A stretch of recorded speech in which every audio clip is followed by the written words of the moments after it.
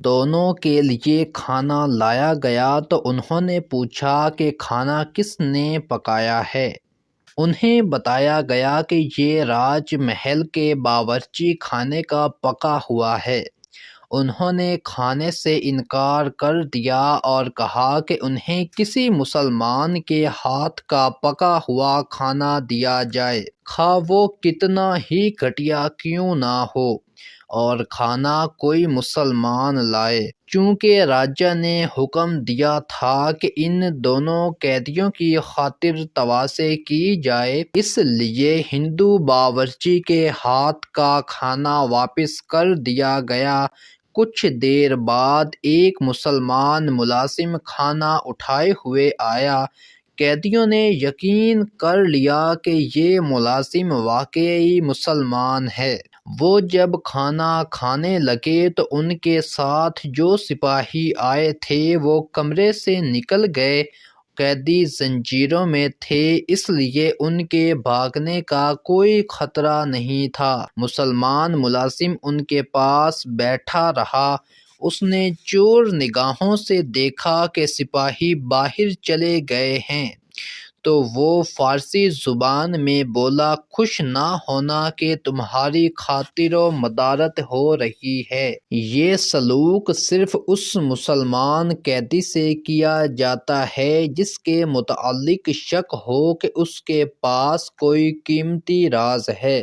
دونوں قیدیوں نے چونک کر اسے دیکھا۔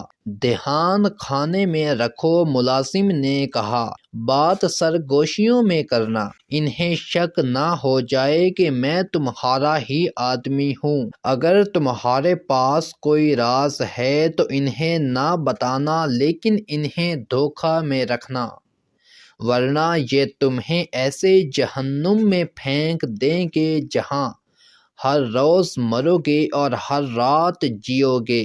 انہیں ایسا دھوکہ دیتے رہو کہ تمہاری زنجیریں کھول دیں۔ میں تمہیں فرار کرواؤں گا، کسی لالچ میں نہ آنا۔ اس وقت بارش، بجلی کی کڑک اور تیز جھکڑ کی چینخوں کی وجہ سے ان کی باتیں کوئی اور نہیں سن رہا تھا، لیکن بارش کا زور ٹوٹتے ہی راجا جے پال آ گیا اور اسے بتایا گیا کہ غزنی کے 2 قیدی آ گئے ہیں۔ راجا نے انہیں اندر بلا لیا۔ میں تم سے وہ راز معلوم کرنا چاہتا ہوں، راجا نے کہا۔ ہم ہارنے کے عادی نہیں، نظام اوریسی نے کہا۔ خدا کے سوا ہم کسی کے سامنے نہیں جھکا کرتے اور ہم آپ پر اعتبار نہیں کر سکتے، کیونکہ آپ اور آپ کی قوم مسلمان کو دھوکہ دینے اور وعدہ توڑنے کو نیکی سمجھتی ہے۔ اگر ہم زنجیروں میں بندھے ہوئے آپ کو راز کی باتیں بتا دیں تو اس کا مطلب یہ ہوگا کہ ہم قید کی اذیت سے بچنے کے لیے اپنی قوم کے ساتھ غداری کر رہے ہیں۔ قیدی کی حیثیت سے ہم اپنی زبانیں نہیں کھولیں گے۔ تو کیا میں تمہیں اپنا مہمان بنا کے رکھوں؟ جو کچھ بھی بنا کر رکھیں، ہم قیدی رہ کر آپ کو اپنا دوست نہیں سمجھ سکتے۔ قاسم بلخی نے کہا، آپ ہمارے امراء اور ان کے محافظ دستے کو قید میں مار چکے ہیں۔ آپ نے ہمارے سلطان کے ساتھ وعدہ خلافی کی ہے۔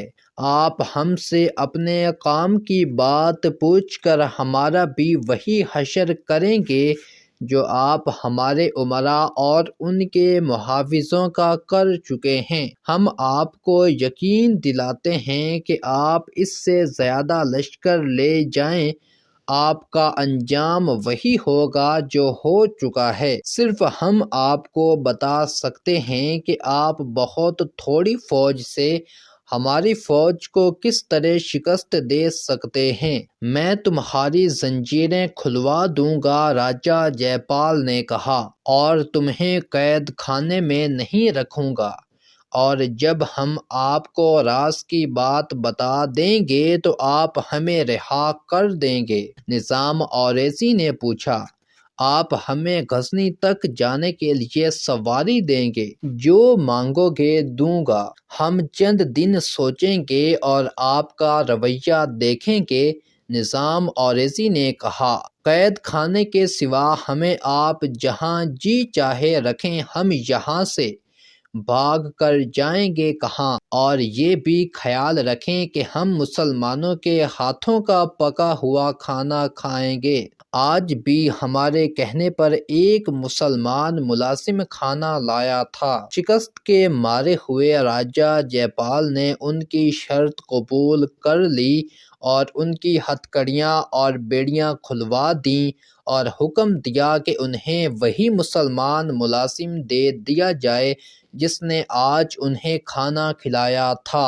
انہیں الگ الگ 2 کمروں میں بھیج دیا گیا جہاں ان کے لیے ہر قسم کی آسائش اور سہولت مہیا کی گئی، لیکن دونوں قیدیوں کو یہ معلوم نہیں تھا کہ ان کے کمروں کے ارد گرد پہرے کا انتظام کر دیا گیا ہے۔ اگلے چند دنوں میں راجہ جے پال کی تمام تر ریاست کے مندروں میں لوگوں کو ایک بار پھر بتایا گیا کہ مسلمان فوج حملہ کرنے آ رہی ہے اور یہ فوج کوئی مندر سلامت اور کوئی پنڈت زندہ نہیں چھوڑے گی۔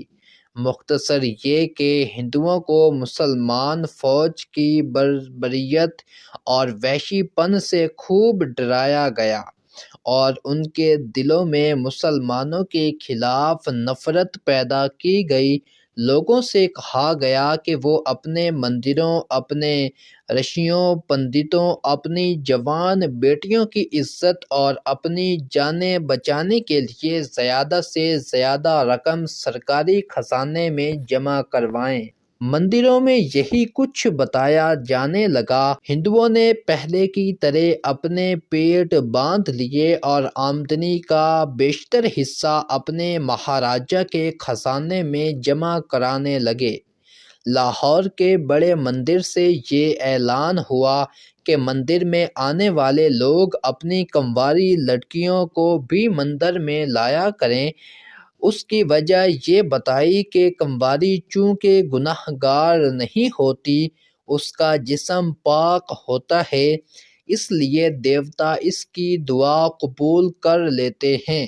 ہندوؤں کو پنڈتوں نے یہ بھی بتایا کہ ان کا مہاراجا جنگ کی تیاریوں میں مصروف ہے اور جوں ہی فوج کی ضروریات کے لیے پیسہ جمع ہو گیا، مہاراجا مسلمانوں کے ملک غزنی وغیرہ پر حملہ کر دیں گے۔ تاکہ مسلمانوں کو حملے کی مہلت ہی نہ ملے، تیاریوں کے ساتھ عبادت اور دعا کی بہت ضرورت ہے۔ اس اعلان کی تعمیل میں لوگوں نے اپنی کنواری بیٹیوں کو بڑے مندر میں بھیجنا شروع کر دیا۔ بڑا پنڈت ان سے دعا کراتا تھا، لیکن وہ ہر لڑکی کو غور سے دیکھتا تھا، کیونکہ اسے انسانی قربانی دینے کے لیے ایک لڑکی کا انتخاب کرنا تھا۔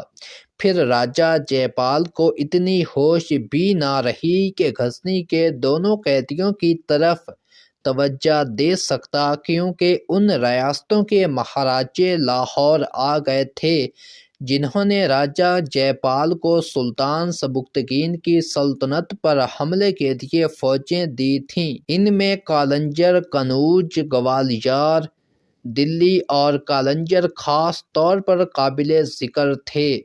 دن رات شکست کے اسباب پر گرما گرم بحث ہوتی رہتی تھی جو ہنگامہ آرائی تک پہنچ جایا کرتی تھی، مگر کوئی ایسا بھی مہاراجا نہیں تھا جس نے یہ کہا ہو کہ وہ آئندہ مسلمانوں کے خلاف جنگ میں اپنی فوج نہیں جھونکے گا۔